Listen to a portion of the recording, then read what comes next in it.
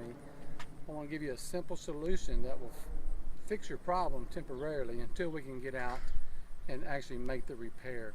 So what I want to show you is how to get your system back up and running in the meantime. What I want you to look for is you go out to your street and you'll find your water meter, which is over here. Find your water meter. That pipes water to your house, but between your house and the water meter you'll find what's called your double check, or your main shut-off valve to your sprinkler. It's a green rectangular box, usually just the other side of the sidewalk of your water meter. It should be just on the other side.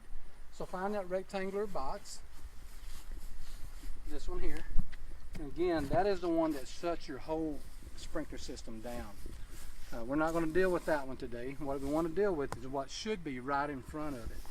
It's called the master valve. This is the master valve. So basically what happens is your water supply stops right here. And until your controller comes on with your wires and everything hooked up. So when it's time for you to water, your controller in the garage will tell this thing to come on, and then the water passes through. So that's what we're trying to fix, because this is bad. This is actually what's on top of the valve right here. This has gone bad and it needs replaced. So if this is not working and the controller in the garage tells your sprinkler to come on, it's not doing it. This is not acting right.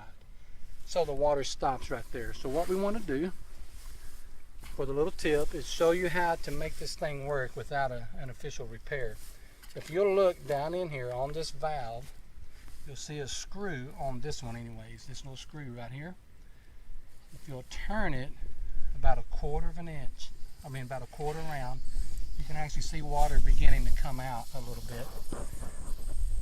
You don't want to turn it too far or it will come off, and then you got a constant leak.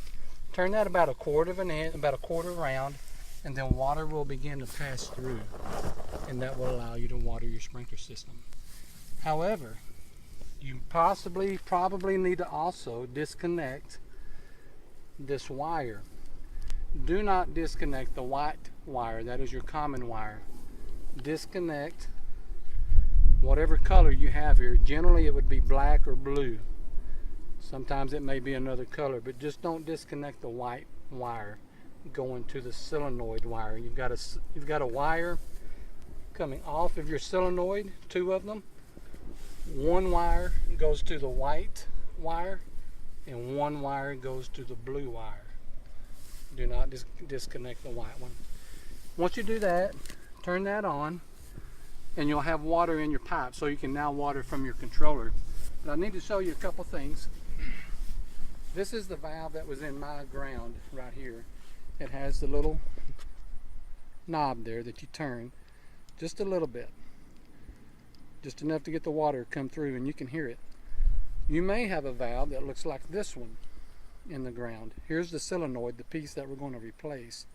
But if you have a valve like this, in order to get the water to pass through, just turn the lever up and then the water will pass through. Okay? And at that point you have water. On this valve, you can leave this open all the time, every day. You don't have any leakage. But on this valve, if you have it, you will want to shut it.